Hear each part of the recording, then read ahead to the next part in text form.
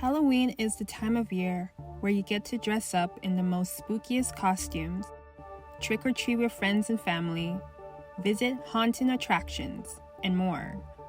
There are some who only want to experience the innocent joy that Halloween night has to offer, while there are others who seek to spoil the experience and to remind us all that the danger lurks in every corner.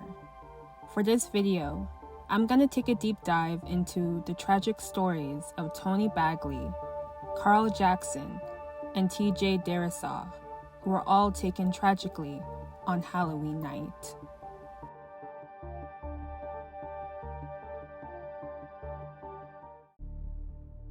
It was the year of 1994. Tony DeMar Bagley was just 7 years old and was a second grader at Fitzgerald Elementary School in North Las Vegas. On Halloween night of the same year, Tony dressed up as a skeleton and went out trick-or-treating with his 10-year-old sister, Chanel Bagley, his mom, Lachelle Cooper, and an aunt. At around 6:15 p.m., the family was walking door to door on Engelstad Street when a gunman pulled up and sprayed the family with several rounds of gunfire from a handgun. After he finished firing, he jumped into a waiting car and drove off with his headlights off. Chanel needed surgery to remove a part of her liver, while the aunt, who was shot in the leg, and his mom, who was shot in the chest, were treated and later released. Tony was placed on life support and later passed away. When looking at the shootings, it seemed like it was planned and that the Bagleys were the targets. Northtown, as the city is dubbed, is known to be surrounded by gang activity, but authorities weren't able to connect the shooting to gangs. When it came to the identity of the shooter, he remained unknown, but he was described as a 5'8" black man who wore a dark-colored jogging suit, a description that was simply too vague to build off from. There were ideas as to how and why the shooting occurred. One of them was that the Bagleys were not the actual targets, and another was that the shooting could have been retaliation for a drug deal gone bad. Since there were no leads or persons of interest to look into, naturally, police and the family were frustrated, so what had happened was that authorities actually contacted a psychic for assistance with the case. Tony's mom even flew to Los Angeles with a detective to speak with the psychic. Apparently, the psychic told them where the gun used in the shooting was located, which was in an abandoned building. It seemed promising, however, when police went to the building, there was no gun. After the psychic's help proved to be fruitless, 4 months later, the Bagley family was able to get Tony's tragic story broadcasted on America's Most Wanted. However, after the episode aired, no one reached out with information on Tony's murder. Although a year passed after Tony's death, there was still efforts from the public to find out who killed Tony. There were efforts by the late Bob Stupak, a gambling mogul who even offered a $100,000 reward for information leading to the arrest and conviction of Tony's killer, but it didn't generate any leads as well. On April of 1998, it was discovered that Tony's dad, Anthony Bagley, was charged and convicted for an unrelated murder, which was also committed on the street. Anthony had murdered a man named Curtis Henry in North Las Vegas for not paying a debt. What had happened was that on a Wednesday morning, Henry was with a friend when Anthony drove up. Anthony approached Henry and demanded payment on a $1,000 debt from 8 years ago.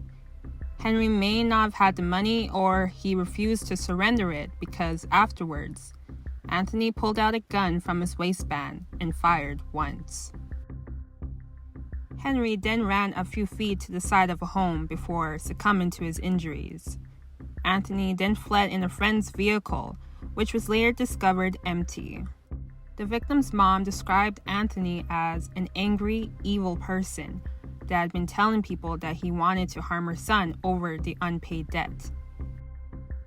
Although there was no proof that Anthony's crime was related to what happened to his son, Betty Govin, Tony's god-grandmother, said that she's convinced that the shooting was drug-related and has always believed that Anthony was responsible for his own son's murder. And ever since his son was murdered, he has never spoken to authorities about whether he knew who shot his son. As of today, the murder of Tony Bagley on Halloween night of 1994 has remained unsolved with no new leads. In 1998, Carl Jackson was a 21-year-old computer programmer, and he was the son of a nurse and a postal worker. On Halloween night in the same year, in the Bronx, Carl and his girlfriend, 29-year-old Darlene, were picking up her 9-year-old son, Clyde, from a children's party so that they can drop the child off with a babysitter so that they can go to a party later in the evening. Now, usually, Carl was not a fan of Halloween because he thought that Halloween was a dangerous holiday. But he made the effort to be into the spooky season for his then girlfriend and her child. While they were in the car, out of nowhere, eggs started to hit the vehicle.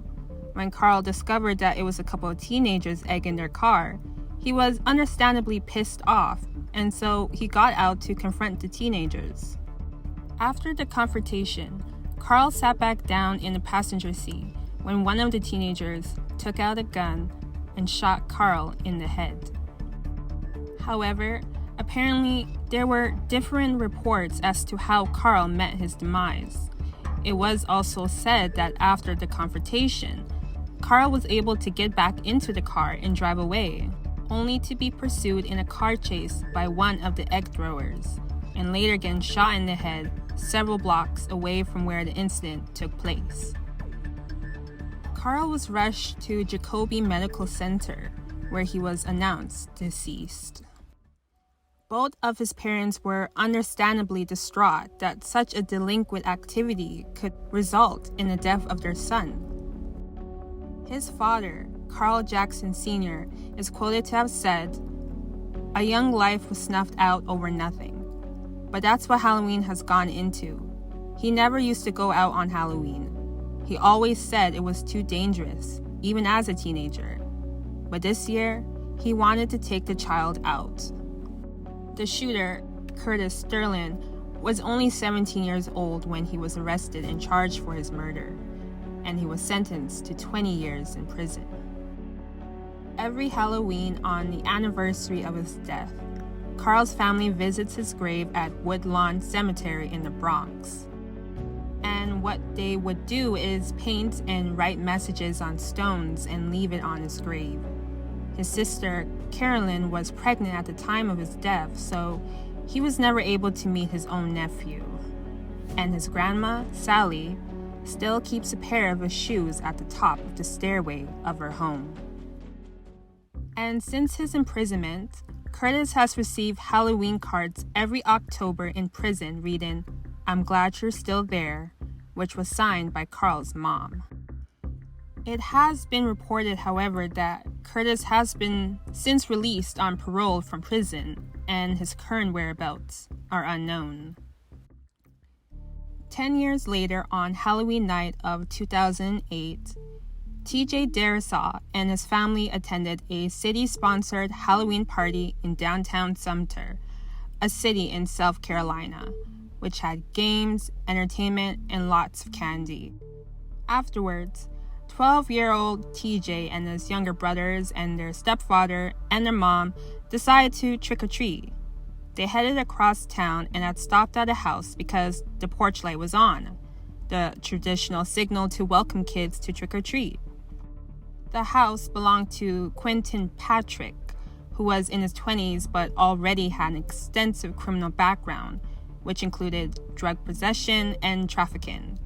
He was at home with his girlfriend, Erica Patricia P., and their 2 small children. At least 2 of the brothers were wearing ghoulish masks, with TJ wearing ghost face, when they knocked on the door. While they knocked, The boy's mom and toddler stayed in a minivan nearby, and she was able to recount the moment before it all went wrong. We were all there. I was sitting in the van with my 2-year-old. We followed all the rules, and a parent went to the door with him and the other kids, and we were doing what we thought was right. His girlfriend looked outside her window after the knock, and she became paranoid after seeing the boys wearing masks on Halloween night. She alerted Quentin and told him that there were 3 large men in masks carrying a rope outside the door, and Quentin assumed that it was rival drug dealers. Afraid for his life, in a hurry, he armed himself with a fully automatic AK-47 and sprayed 30 rounds of ammunition through the door. TJ, one of his siblings, and his stepfather were all hit with bullets, with TJ taking almost a dozen of them, including a fatal shot to his head. TJ's family survived the ambush, but TJ unfortunately succumbed to his injuries. Quentin and Erica got their children and tried to flee in their Dodge Charger, but within minutes, law enforcement arrived at his house, and Quentin decided to walk out of his house with his hands in the air, surrendering. Police discovered 4 ounces of cocaine and drug paraphernalia in his home. When being questioned as to why he shot the family, he said, "I thought I was being robbed." He brought up the fact that he was robbed and shot in the previous year, so he felt like his life and possessions were being threatened at that point. Quentin also said that when he was looking through the window, he assumed that he was looking at a grown man in a mask, and that he was perplexed as to why a 12-year-old boy would still be out trick-or-treating. As well, a man who identified himself as Quentin's brother but declined to give his name, said that he believed that Quentin suffered from post-traumatic stress disorder, or PTSD, but there has been no record of Quentin being diagnosed or treated by a doctor for this disorder. Ultimately, Quentin was charged with murder, 3 counts of assault and battery with intent to kill, 1 count of assault with intent to kill, drug dealing, and illegal possession of a gun.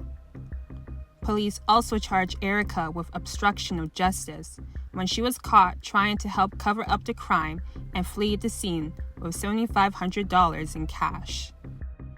Quentin was sentenced to 30 years in prison and was also sentenced to 16 years in federal court for the weapons charges. TJ was buried in a grave directly across from where his life was taken.